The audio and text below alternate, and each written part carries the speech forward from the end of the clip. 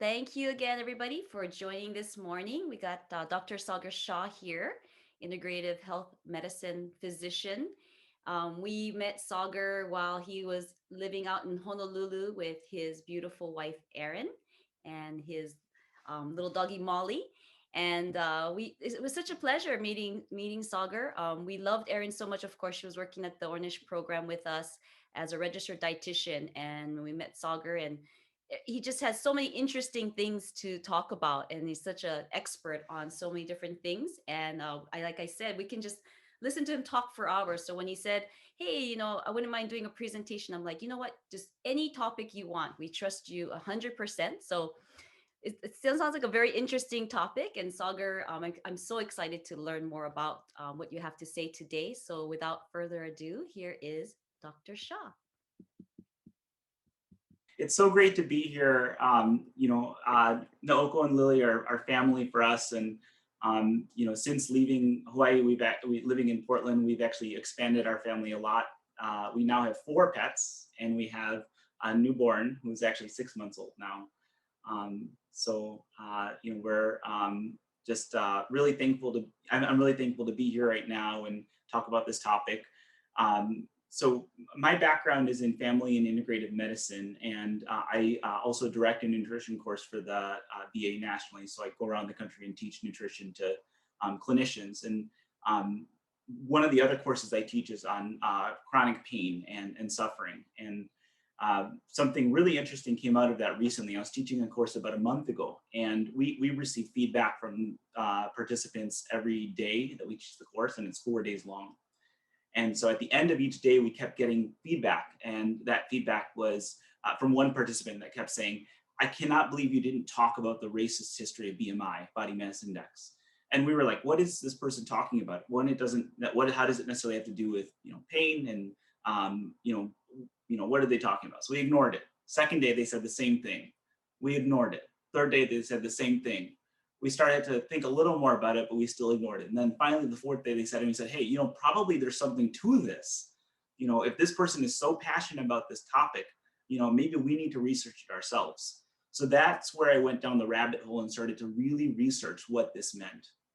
And it's really just this incredibly fascinating topic because for so long we have used body mass index, BMI, as an indicator of what's a healthy weight. And the more I learned about this, the more I realized how spurious, how false this data is, and these really surprising origins of where this information came from. So that's what I'd like to share with you today. I am sorry in advance that there's a lot of talking in this presentation. Normally I like to make it more interactive, but there's just a lot of information I want to get through here.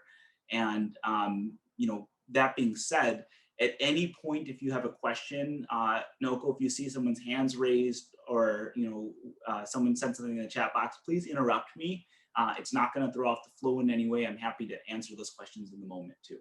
Will do. Thank you. Thank you. So let's get started on this.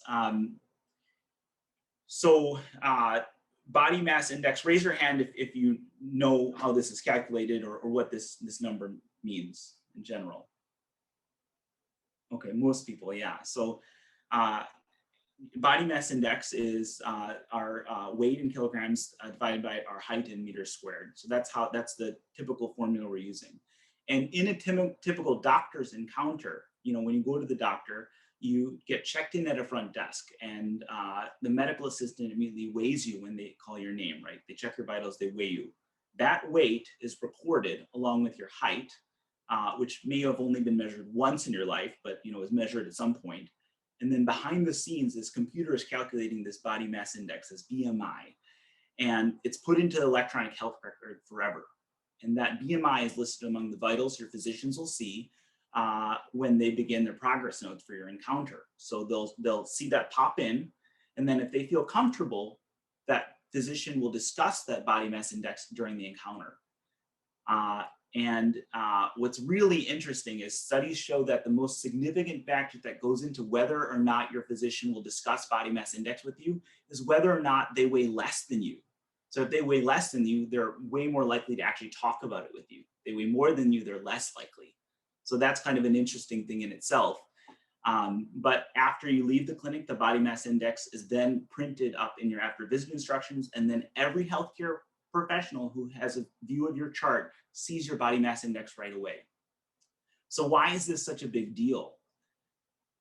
Well, firstly, we're basing a lot of recommendations on this BMI number. So whether it relates to management of your blood pressure, your blood sugar values, your cholesterol, heart disease risk, cancer risk, or even acid reflux, we're taking that BMI cutoff, and we've chosen 25 and 30, which we'll talk about later, and then we're making decisions based on that.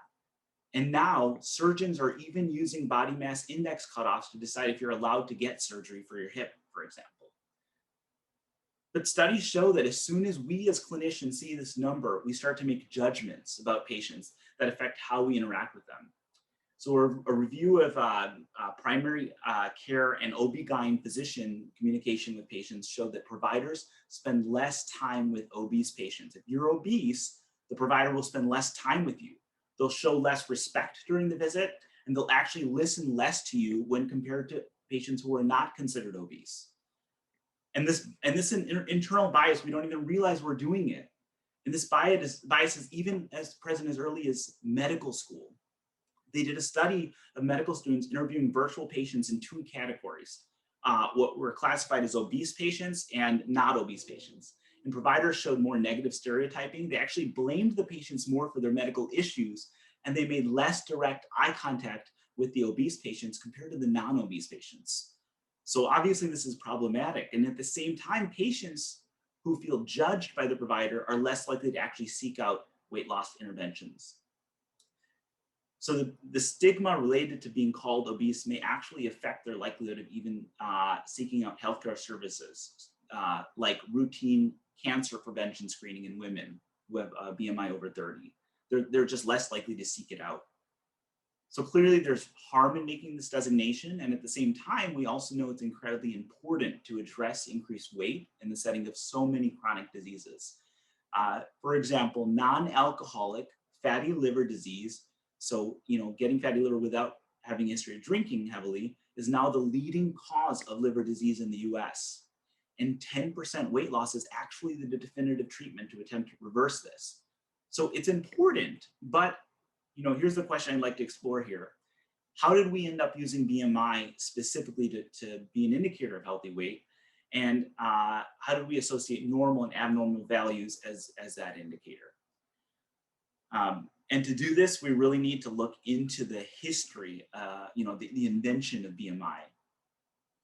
So you see this guy over here, and we'll talk about him. His name is Adolf Quetelet, and he is a Belgian mathematician. He's not a physician, he's a mathematician. In the 1830s, he was notable for founding a couple different fields within science. One is called anthropometry, and another is called phrenology. Phrenology, raise your hand if you guys have heard of phrenology. So phrenology is actually the study of the shape and size of different people's cranium, which is supposed to indicate whether they have good character and whether they're intelligent or not. You can imagine that this is an incredibly racist science, right? And this guy actually, this is one of the things that he invented. The same guy who invented BMI. Some of the policies that developed out of the framework he used included forced sterilization of immigrants, disabled people, poor people, and people of color, and autistic people.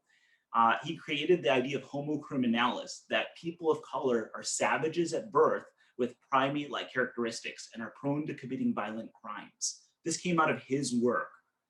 But going back to BMI, Quetelet, this mathematician, his main belief was that the average or the mathematical mean of a population is the ideal of that population. It's kind of an interesting concept that if you're average, you're ideal, you're perfect. And that included weight. So his initial study of weight only focused on French and Scottish adults who were, mostly white population. That's where this first came from, that population. But what's so interesting is that even for him, BMI was only meant at that time to measure the ideal of a population, not of individuals. So this is kind of a direct quote from him talking about why he thinks average is important. If the average man were completely determined, we might consider him as the type of perfection, and everything differing from his proportion or condition would constitute a deformity or disease or a monstrosity. So interesting. So that happened in the 1830s, and his equation called the his Quetelet formula, which was that BMI formula we mentioned at the beginning, was mentioned in literature at times, but it kind of took a back seat until the early 1900s. And that's when home scales were actually available more frequently in the US. So people had scales at home to weigh themselves. And in the early 1900s, US life insurance agencies actually took advantage of that and decided that they would base charges for people's health insurance in part on these tables they made that included weight and height. So this table up here is from 1911, for example. And that weight and height, by the way, were self-reported by people. So you can imagine that they're not going to be accurate in themselves. And what was considered acceptable for body mass index actually varied between different insurance companies. And there were even insurance companies like the Metropolitan Life Insurance that actually paired the self-reported weights, and then they put qualitative measures on it, like small, medium, and large size bodies. So no doctors up until this point were actually involved in making this data. No medical professionals were involved. This is literally that we're trusting initially a racist anthropologist and then a bunch of insurance salesmen with our health. And what's crazy is in the 1950s and 1960s, so many doctors actually started using these insurance tables in their offices, and they would go down the table and counsel people on whether they had a healthy weight or not. Hey, Sagar, Yeah. what was the name of the person that invented BMI again? Lily Kalawan. Yeah, his name is Adolf Quetelet. I think I might be saying his last name wrong, but that's the name, Adolf Quetelet. Mm-hmm. And that's this guy on the left here. So let's talk for a moment about what came of that. So physicians were using those tables in the 1950s and 60s, but it still wasn't a uniform policy to be using body mass index. But that changed in 1972. A zoologist and a physiologist named Ansel Keys started to look into population level markers for heart disease research. So we actually conducted the first ever multi-country epidemiological study that had existed, and it was called the 7-country study, and it involved 12,700 males. So let me say that again, it only involved males. And the country and the only country in that group without a predominantly white population was Japan. But Africa, Latin America, rest of Asia weren't included in this study. So mostly European population. And what's so interesting is that some of the major conclusions for the study were focused on the association between cholesterol and heart disease. But most people use this specific study, which was not even intended to have anything to do with BMI, to say that BMI, body mass index, is a good population indicator for heart disease. So in actual fact, the study showed no consistent relationship between BMI and heart disease among subjects. It didn't even prove that BMI is useful in this context. But people drew this conclusion after the study and used BMI as the indicator of healthy weight after that. So I want to read a direct quote from that study. Again, the body mass index proves to be, if not fully satisfactory, at least as good as any other relative weight indicator of obesity. Still, if density is truly and closely inversely proportional to body fatness, not more than half of the total variance of body fatness is accounted for by the regression of fatness on the body mass index. So what does all that mean? Let me break that down. It means that BMI accurately diagnosed body fat content in the subjects of the study 50% of the time. That means 50% of the time it didn't properly diagnose that they had increased body fat. And of the 3 measures used in the study, calipers, displacement of water, and body mass index, it was actually the least accurate.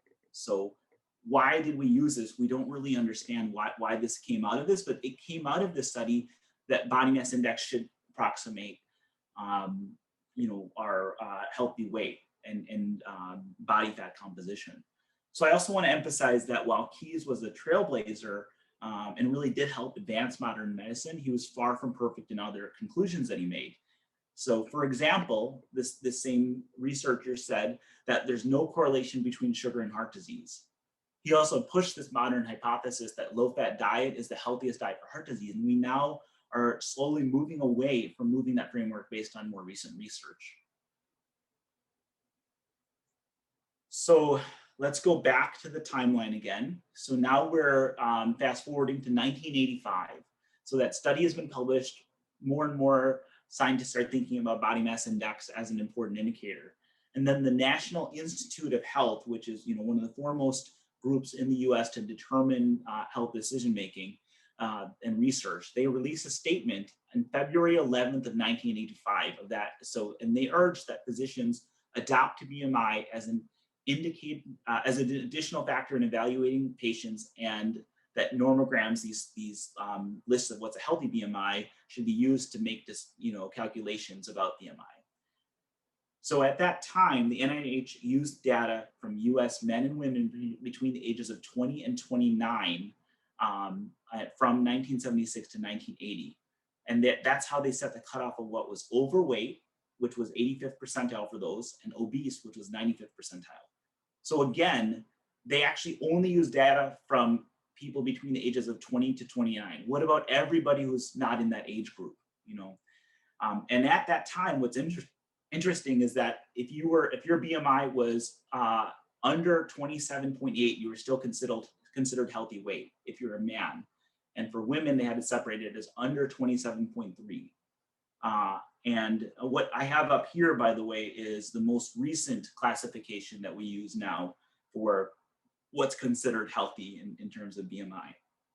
And so obviously it's changed over time, and it kept changing. In 1990, the US dietary guidelines actually changed these numbers again.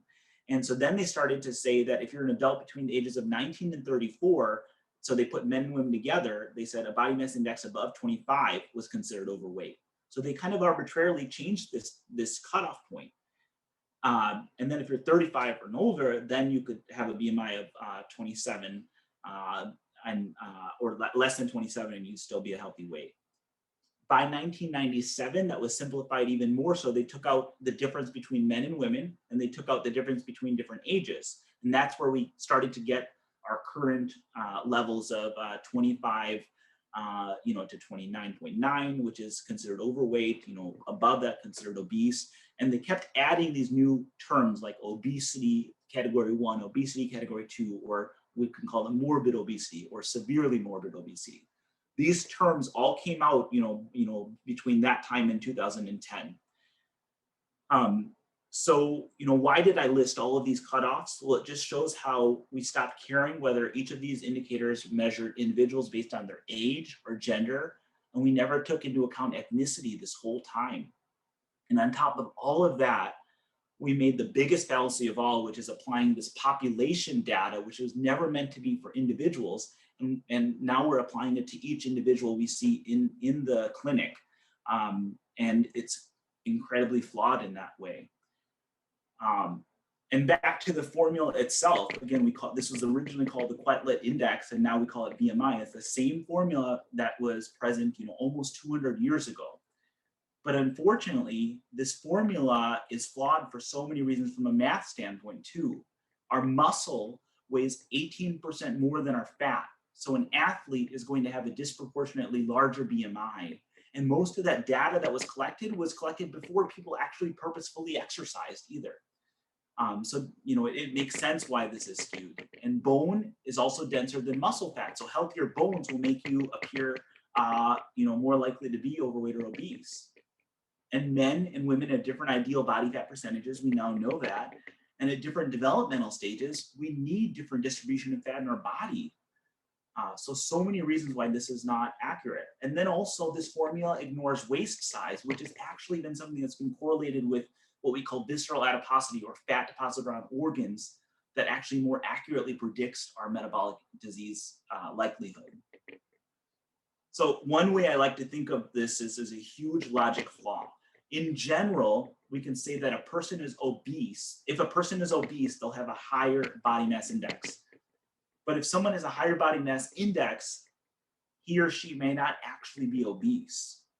But unfortunately, the CDC has emphasized that body mass index is a reliable indicator of body fatness for people without any real data to support that. So I'll pause for a second. I'd like to shift towards what I generally have started to do with patients to talk about healthier weight and how I've shifted in the way I think about that. But I just want to see if there are any questions or any thoughts from the group. Based on hearing this, does this make you mad? Does this stir anything up for you? Sagar, could you spell Adolf's last name? Sure. I'll put it in the chat box in a bit if that's okay. Yeah, and I think it's Quetelet, but I'll have to look again to verify that. Thank you. Yeah. What do you guys think? When you hear this information, do you have any personal experiences of how you were talked to about your weight, or put into these categories, or people you know? I do remember when I was working over at Disney, we would have those, the people come in and take our blood pressure, and they had like an incentive program for lowering your BMI. And I remember our two fitness guys who were super buff, they were so upset because they could never qualify, because they kept hitting the max amount, or like a higher amount of BMI, and they were just like, this is unfair. So I do recall that, and this is really fascinating information. Thank you. Yeah. Lily, did you raise your hand? I think. Oh, sorry, you're on mute. Do you mind unmuting? I was just going to say that I am considered obese, and I would like to be more healthy. And of course, I'd like to lose weight, and I'm always looking towards that. However, what you're talking about sounds so unfair, especially when we go look at how doctors will treat you, or how insurance companies rather will treat you, with defining how you are. So, I'm a kind of person, I just like to say, okay, they get foolish people in the world. What do we do next? And I'm really glad you're going to talk to us about what can we do just to be healthy? Whatever we look like, how are we being healthy, and how do we take care of ourselves better? So thank you so much for bringing this up. And if you've written an article about that, can you tell us what the name of the article is, where we can find it? I'd really like to read about this some more. Yeah, sorry, say the last thing you said about the article. I didn't quite hear that. If you've written an article about this research you've done that you're presenting to us, I would love to read about it. So, yeah, so I have not yet written an article. I actually just put this together as a formal presentation, over this last few days. But I've just been kind of doing a lot of research on my own. I hope to eventually publish something on this, or to at least, figure out a way to convey this information, because I just think there are so many things in medicine we don't really think about the origins of, and we take for granted. I'll give you an example. A lot of people know this now, but 98.6 degrees as our body temperature is not an accurate value. It was a made up thing, essentially. In the 1850s, a German scientist measured 50,000 temperatures that were axillary, so from the armpit. And he used a mercury thermometer. And that thermometer, by the way, is in a museum. I think it's in either Baltimore or Philadelphia, but it's 3 degrees off. It's not even accurate. And the interesting thing is, all he did is he averaged it. He did the same problem that this guy did out of Quetelet. He averaged it. The average doesn't necessarily imply that it's the right number. And then that's where 98.6 degrees came from. And we know that that's just not true now, but it's become firmly entrenched in medicine. There's so many things like that we really should start to think about, okay, where did this come from? And then, think about, is this accurate? So, with that, I'd like to kind of shift to what I would propose is a healthier way of discussing, what a healthy weight is. And so I'm just going to say the caveat that there is no doubt that elevated weight is correlated with severity of many chronic diseases. It could be pain with osteoarthritis. You know, a 10-pound weight loss has actually been shown to improve range of motion and pain by up to 28% in patients with arthritis in the knees. With issues of risk of heart attack, stroke, diabetes, and even types of cancer, our weight does matter. So I'm not trying to suggest that weight does not matter. You know, we can't just ignore that. And it's potentially just as false to claim that this idea that we are healthy at every single weight, because many studies actually show that lower weight ranges have been associated with lower risk of heart disease, regardless of whether or not we're exercising or not, compared to when you look at the extremes, the higher weight ranges. So, you know, and finally, BMI cutoff is not going to go anywhere because everyone is using it for research too, and for, you know, medical practices. So all these studies will use these cutoffs still. And so we have to find a way to interpret that data. But how do we apply this in our own lives, you know, and in our own practices as providers? Well, one thing is, let's not just use these typical ranges, these cutoffs of 25 to 30, 30 to 35, you know, 35 to 40. These are not accurate cutoffs. And so we need to just do away with those to begin with. But we can think about the extremes if you're in the very high BMI category, or if you have a lot of chronic diseases that will improve with weight loss. You know, those are the populations we should really target for those weight loss discussions. And we need to not assign derogatory terms like obese to these people, because that's not helping anybody in this situation. It's not helping the provider care more about the patient, and the patient care more about the condition. It's only really hurting self-esteem. And finally, let's not make the weight numbers be the end point of the discussion. You know, the goal is not to lose weight. The goal is to have a healthier lifestyle. And sometimes being at a healthier weight might make a difference there. You know, we know that people who do deprivation diets, who just, you know, eat 500 calories, you know, a day for a long period of time to lose weight, aren't necessarily healthier because of that level of weight loss. You know, there's a lot more that goes into all of this. Our goal is to improve the quality of patients' lives, their functionality, their risk of developing chronic diseases.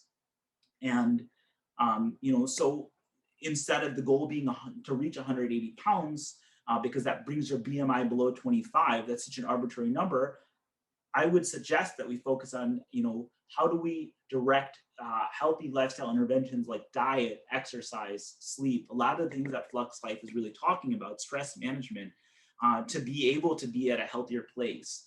And, you know, weight might be one of the indicators of that, but it's not the end point.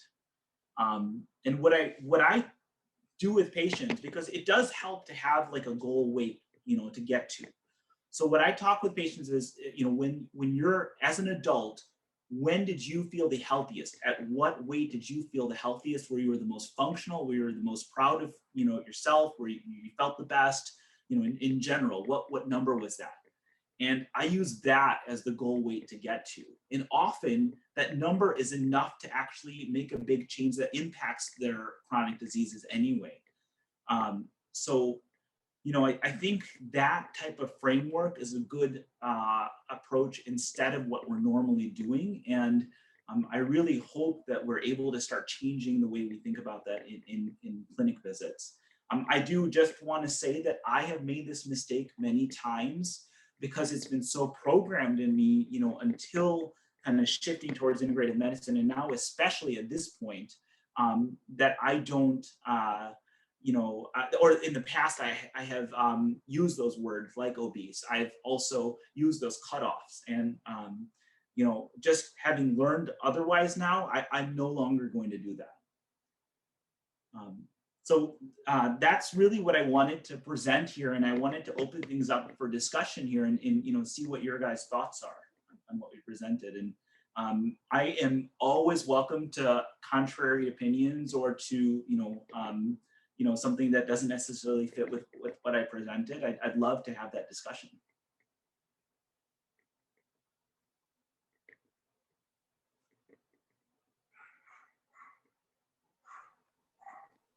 Hey, say we did toss out BMI, right? For medical professionals like physicians. there would have to be something. What you're talking about is integrated care for each individual patient. Do you not think that this will overwhelm, say, like just your regular family practice physician?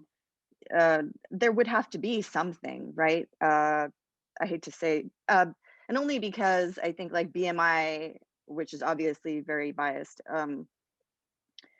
made everybody have some kind of number to reflect whatever it is. You know what I mean? But like, what do you think would be that, I hate to say it, that average number? Or like, you know what I mean? Like, what specifically are we looking for now? Are we looking for a number, or it's more of like an ideal is what you're talking about, right? Like a specific integrated care for each patient. But Yeah.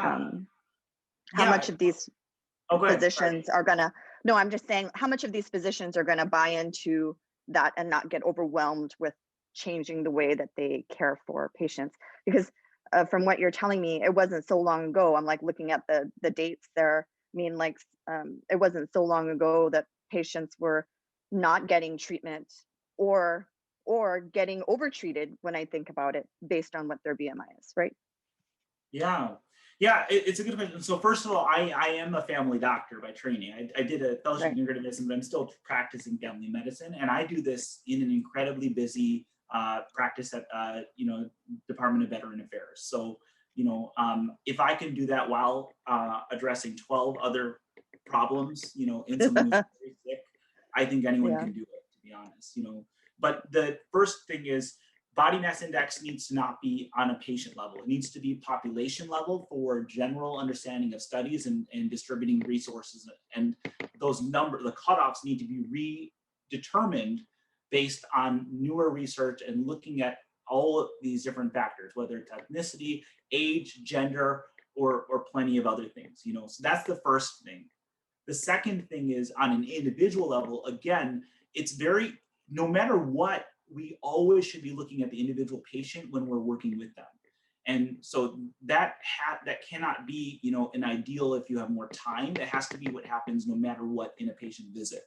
And in that situation, again, you can set that ideal based on where they feel the healthiest. So we're looking at functional indicators. When are they able to be able to, do all of the work that they need on a daily basis, for their household, for their workplace, when they're able to be as active as possible, and when their self-esteem is higher.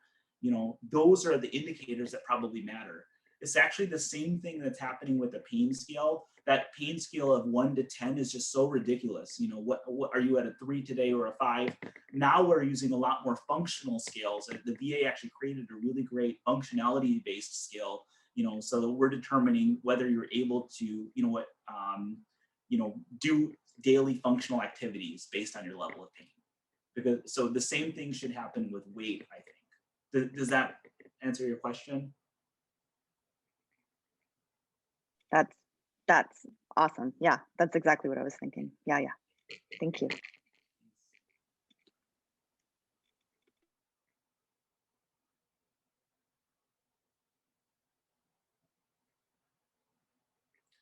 And I'd like to open up the discussion to really anything related to weight that you guys, any questions you have or anything that kind of comes up here.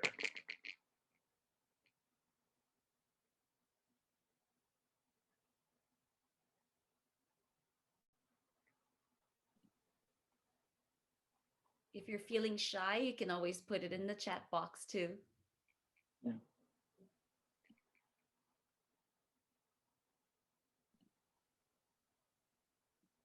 Okay, so Really, I would what do you recommend for, besides diet? So I'm a vegetarian, and exercise, and I try to exercise every week. What else would you recommend for weight loss? Because I have when you said what was the ideal weight, oh, I got that in my mind. So I need to lose at least another 50 pounds before I get there. And I would like to have advice about that. Yeah. So I'll tell you what, I'll create an entire presentation on that. Okay. Because there's really a lot that goes into it. I'll make sure to deliver that if it's okay with Lily and Oko through Flux Life, and that kind of one approach to doing that. It's a really complex discussion. I'll tell you the biggest mistake that we make as clinicians is to say, go on a diet, which is the most useless thing you can tell someone. You need to be very specific about what foods to include, what foods to exclude. We definitely need to not think of this idea that calories in versus calories out is what matters, because, I'll even talk about this in that talk. But this idea of 3,500 calories in a pound is a completely made up number as well. And I can actually show you the whole origin of that. So, there's this idea that if you have a calorie deficit of 500 calories a day for 1 week, then you lose 1 pound. That's just not true. And there are so many things that go into our weight. If I can find it in a second, I'll try to look for it. But I made this really interesting diagram that kind of shows an example of all the things that go into, what makes us a certain weight. So I'll show that. And it's so much more complex. For example, raise your hand if you guys have heard of endocrine disrupting chemicals. Endocrine disrupting chemical. Oh yeah, perfect. So we've got one here. And so Shelly's heard of it. Endocrine disrupting chemicals are the chemicals all around us in our environment that actually have an impact on our hormones in our body. And they're in everything, in the vinyl of our car seats, even in medical instruments that we use on a regular basis. We think of some of the more obvious ones like pesticides or Agent Orange, but if you actually look at it, endocrine disrupting chemicals are everywhere. And in the US, we have failed to actually, even though there's good research showing that they disrupt so many processes and have long-term effects, including increasing our weight, in the US, we have not regulated them. In Europe, they actually regulate them to a larger degree, which is kind of interesting. But that's one example. Whether you live in a green space, where you have sidewalks, where you have parks, access to all of that, that impacts our weight. Whether we're, if we have certain chronic diseases, if we have certain medications that increase our weight, the list honestly goes on, and I'll try to look for that diagram at the end of this when I unshare this presentation, just to be able to see if I can give you one example of how this affects us. But I'll go into that, some suggestions on helping with weight loss. Sagar, there's a couple of questions in the chat. One is from Joan. Do you have an opinion about intermittent fasting? Yeah, I think that intermittent fasting can work for a lot of people. It doesn't work for some people, but I try it a lot with patients. And typically there's a few different methods of intermittent fasting. So one method is to eat between certain hours throughout the day. And it's been studied in different contexts, whether it's a window of 8 hours of eating or 10 hours of eating or 12 hours of eating, which would leave 16 hours of fasting, 14 hours or 12 hours of fasting. That's one example. Studies have shown that if you do that framework, the earlier you eat, following the circadian rhythm, the better it is for lowering your risk of heart disease and for losing weight. So that's one thing. Second way that people intermittent fast is they skip certain days of the week of eating. That's a lot harder to do. So maybe one day a week or 2 days a week they don't eat, or they eat like one meal in those days. And there are other ways to do intermittent fasting, but those are just some examples there. There's a third common way, and I'm linking at it right now. But there is good research showing that it can be beneficial, and for a lot of people, it kind of helps jumpstart their metabolic process and to be able to kind of break that cycle that they've been in terms of not being able to lose weight. It also prevents you from doing a lot of late night snacking, which is often a problem for a lot of us. So, but there's a lot of reasons why it's potentially beneficial. So following the circadian rhythm, meaning if you are considering intermittent fasting throughout the day, then it's more recommended to skip maybe dinner, or? Yeah, to set that 8 hour or 10 hour or 12 hour window to be a little bit earlier rather than later. But again, that doesn't work for everyone. it's really interesting. It's kind of a tangent here, but before the Industrial Revolution, there's some evidence that we used to sleep in two groups, right? We used to sleep for 4 hours, and we used to go work around the farm and then go sleep again for 4 hours. And then after the Industrial Revolution, because of our workday, we decided that it's healthier to sleep for 8 hours straight. But that wasn't what we did before that. And now it's like, if you don't get 8 hours of sleep, it's unhealthy, this idea. And same way, our eating pattern is influenced by our work pattern too, right? So obviously it's not going to fit everybody to eat earlier and not have a dinner. It just depends on what fits into your lifestyle. Okay, there's a question from Terry. What are your thoughts on the Ornish diet for health, weight management, plant-based, low fat?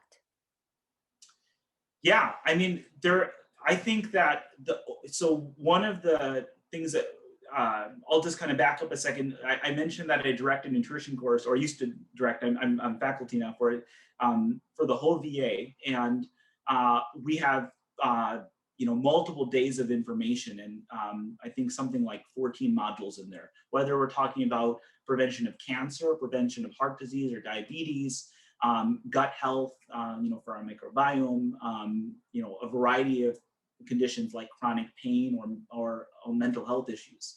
And the overwhelming hypothesis that comes out of that is this idea of a plant-based approach. So kind of going back to this idea of like 95% plant-based approach, and including fish, nuts, seeds, fruits, vegetables, varieties of grains in your diet.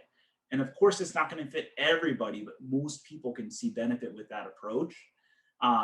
And the Ornish, diet takes into account a lot of these things. There are so many diets out there, though, that do that. And if you look at an intersection point of even a lot of fad diets, those are the foods that are the intersection point of them. So I would say that Ornish is very effective, and it's been shown with good evidence to be. And anecdotally, just seeing Lillian Oko and my wife Erin and others, working in that Ornish clinic, and the outcomes that came out of it, it definitely can work, for a lot of people. But it's not the only approach that works.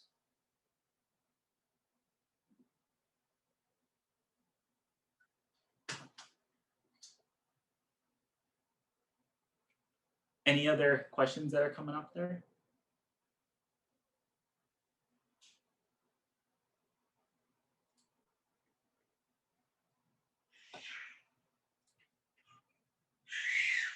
I'm just going to stop sharing here for a second, because I'm just going to look, while we're talking, I'm going to look for that diagram that I had recently made that kind of shows all the different things that influence our weight. But please feel free to bring up if there's any questions or any discussion. What would you say is like the largest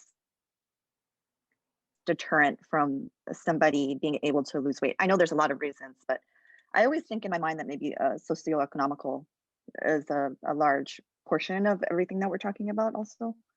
Yeah. Being like having access to all of these things and whatnot. Yeah. I mean, I think you're right on there.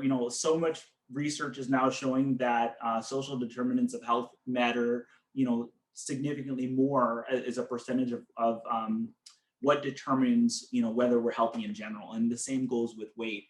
And socioeconomic status is just one of those. There's so many things that can determine that. But you mentioned a good thing. I mean, let's think about socioeconomic status. So access to these foods that we're talking about in these categories, varieties of grains, fruits, vegetables, nuts, seeds, fish. That's significantly limited when we're at a lower socioeconomic status, when we're making less money. Having access to a gym, not having to work multiple jobs so that we actually have time to exercise. Stress related to our socioeconomic situation. I mean, the list goes on and on. So,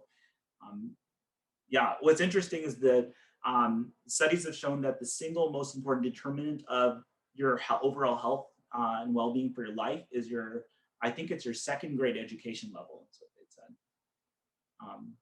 So, early on, we start to see that deviation of who's going to end up having a healthier life or not. And of course, our socioeconomic status and the quality of our schools in our district matter in that way too.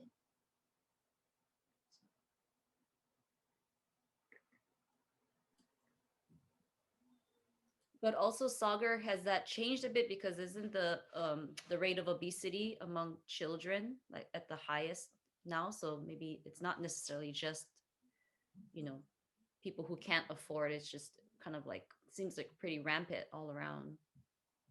Right. And there's two schools of thought, right? Obesity is this disease of the wealthy, or like these industrialized nations, versus obesity is increased in the lowest percentiles of wealth. And probably both are true. But again, I haven't even started to talk about that. And that's something I need to do more research to put together formally, is the whole childhood obesity designation and where those cutoffs came from. I mean, what's so interesting is until recently, a lot of the growth charts we used in kids' visits, for whether they were healthy height and weight, was based on 1950s white male children, and so again, I need to do a lot more to put that together in a formal way and to kind of back it up with evidence. But I would guess that there's a lot that's questionable about the data for children, just like it is for adults. But it's not like we're not having this issue on a international level. So yeah, that's a good point, that it's not exclusively based on not having enough money.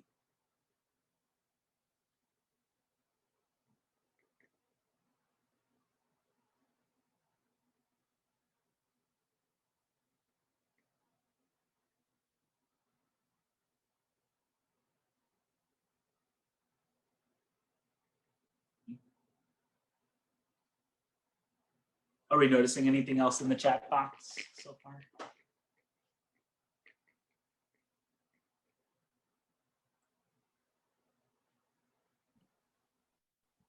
Nothing else in the chat box. Anybody else have any other questions? I feel like it's so such a privilege to be able to ask Sagar and him answer live. So if you guys have anything, don't be shy. I wonder also if there's oh, here we go, Ali. Back to BMI, there's another BMI chart, Asians. Do you think it would be beneficial to have more charts based on other races? Yeah, so that's a good question. For example, our risk of developing diabetes goes up at BMI of 23 or more in Asians. So, some of these studies have shown that. So on a population level, yes, it's very useful because, we can think about interventions that can help people, the general population, reduce their BMI, because we know that risk is going up. But individually, are you an Asian male or an Asian female? Are you an athlete, or are you someone who has a lot of muscle mass? Are you someone with larger bone mass? Again, BMI is not showing any of that. That was kind of the thing I'm trying to push here. So I think I would look more at the individual person, and we have plenty of other lab tests. We have plenty of other indicators that we can use to approximate someone's risk of diabetes. I think we put emphasis on the wrong things. For example, we are so big on emphasizing, okay, you have a family history of type 2 diabetes. Oh gosh, that means that you might develop diabetes. Well, 2% of diabetes cases are related to lifestyle, not genetic, predisposition. So that's really not a big deal. I mean, when someone tells me they have a family history of type 2 diabetes, I say, okay, well, that's fine, but what about your own personal, risk? So hopefully that answered. But doesn't that I guess maybe I was misled, but I was told from my PCP that with family history, your risk is definitely um, increased, for having diabetes. Because my dad had it. I have everything that my dad has. Okay, all the medical conditions. So I granted, I agree with you about my lifestyle. If I was probably more aware or healthier eating growing up, but I might have been preventing that. But Is that so? Is that, do you agree with that? About that genetic? Yeah. So it's a complex thing, and this is going to be even more confusing when we start to do more specific genetic testing in every individual, and we do, gene-based recommendations, because a gene exists, okay, and then a gene is turned on or off by our environment and by so many things in our, so, we call this, there's different terms for this. In nutrition, we call it, Nutrigenomics, for example. So when you have this gene that predisposes you, potentially to diabetes, but it doesn't have to be turned on or off on all the time. If you, eat certain foods, if you reduce your stress level, if you're not smoking cigarettes, if you're, active, to a certain degree, that gene may never even be turned on, so it might not even matter. It's inconsequential, right? So I think it's very complicated to just say, just because you have that, family history, that you are more likely to develop. I mean, you might be more likely, but what is that more likely? Is that, again, 8% in that case out of the 92% that can be controlled by other factors? Yeah, I used to like to take that guilt off of me. I says, well, my dad had it, so I got, it was inevitable. I was gonna get it, but I guess not now. Okay. Yeah. Well, no, and that's a good point also. So let's think about that. Your dad had it. Well, your dad, many times we grow up in the same household as our parents. We often mimic the same dietary patterns that our parents had, and we mimic the same levels of activity or sleep or stress or whatever factors might contribute it, to. So it's hard to parse that out, if that makes sense. Okay, thank you. The question from Shelley, I don't understand the diet fad that deals with ketosis. I mean, is it a fad? It doesn't look sustainable.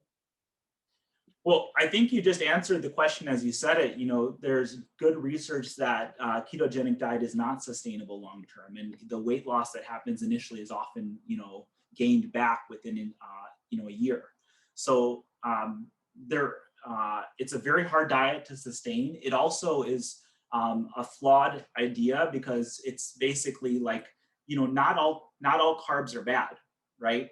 So this idea of thinking about food and macromolecules, we're obsessed with protein. We got to get our protein. And when you go to a fancy restaurant, they talk about like, oh, here's this, dish, they describe it, and they're like, and in the protein is this, but we really don't need to over proteinate. And we're kind of obsessed in the US with protein. Standard American diet is 120 grams of protein in it. And, we might only need 40 to 60 grams. So the rest is converted carbs and fat anyway. Most of us are not working out 6 times a day like The Rock. So, we're not making that into muscle. So sorry, I went off on this long tangent. What was the original question again?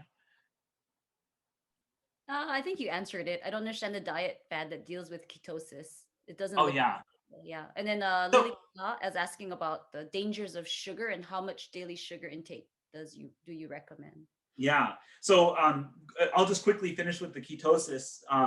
Some people have done ketogenic diet and they have found a way to lose some weight. And if someone really is, feeling strongly about that, either I'll try to convince them to do a modified ketogenic diet, which really is cutting out refined carbohydrates, or I will, work with them and they'll do the ketogenic diet, and then I'll try to bridge them to a more sustainable diet, after they have that initial burst of weight loss. So again, I always try to work directly with the patient what they want, and if they feel very strongly with it, I try to do it in a safe way. But now going back to this question of sugar, there is no amount of sugar that's recommended. So, we have this idea that like, oh, this is a, safe amount. These cutoffs kind of change over time. The American Heart Association sets these, and sugar is not good for us. It doesn't serve any positive purpose in our lives. So no amount of sugar is recommended. But at the same time, it's difficult to kind of give these cutoffs. They have these cutoffs by AHA. I don't know, how much evidence there is for saying that you should have a certain amount. It's okay to have a certain amount, or like the new dietary guidelines that just came out, have basically made it seem like after the age of 2, a little, sugar is okay. And that's just not true. So one thing I want to mention is in 1820, we had about 2 pounds of sugar a year as Americans. And now we have around 156 pounds a year on average. So clearly we're not following any sort of like limit. And when someone is told you can have this much sugar, we're generally not staying in that range. So just talking about the processed sugars, right? Shelley is asking, not the natural sugar from fruits. Yeah, and that gets to be a very, Okay. yeah, exactly. So and it's more that fruits as a food have more than the sugar, right? They have that fiber. So I often use this rule, which I'm sure you'll hear me say over and over again, of sugar to fiber ratio of 5 to 1. So as long as the goal is to keep consume foods that have a sugar to fiber ratio of less than 5 to 1 in general. Okay. So look at the sugar on the nutrition label and the fiber, and make sure that ratio is less than 5 to 1. Some people use a carb to sugar ratio of 10 to 1. I think sugar to fiber is more useful and more accurate, but that's one way to, and most fruits and vegetables fall in that category, by the way. There are a few that don't necessarily, like grapes or watermelon, but most do.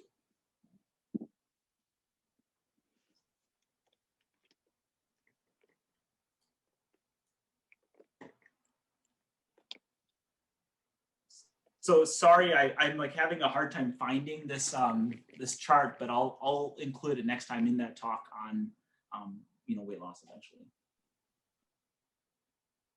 No problem. Thank you so much for all the information and rapid fire questions. You're so amazing. We really appreciate you just sharing your time and knowledge, for us. And Now I appreciate this so much, just to be a part of this, and obviously this is just my perspective, and two people could look at data and think about it in different ways. So I'm by no means trying to suggest that my framework is the only one that exists there, but I can attest to the fact that I do a lot of weight management counseling, nutrition counseling for overall health and well-being, and use this approach, and it works for most people. Ali is asking, what is the best way to measure for healthy weight in an office setting? Yeah, I mean, there isn't. I personally, don't see that the data for calipers is very good, and again, that's kind of has its own flaws. Also, there's differences in people's measurement techniques that make it harder. The thought, most recent thought is that we should be measuring our, waist to hip ratio, or measuring, around the waist. Most people don't do that, the same way. There's interoperator variability. So also the same, with the same provider, they might measure it differently from one person to another, or even the same person if they measure 2 or 3 times. So I don't even do that. Plus, I don't have time for it, and I feel like in some cases it kind of makes someone feel bad and demeans them. So I don't know the answer to that, but I don't really use any of those. There are all these other methods that are kind of coming out that aren't necessarily making it to the office. You're not going to be doing water displacement. You're not going to be doing, they're like these infrared scanners supposedly out there, but we can't do that in an office right now.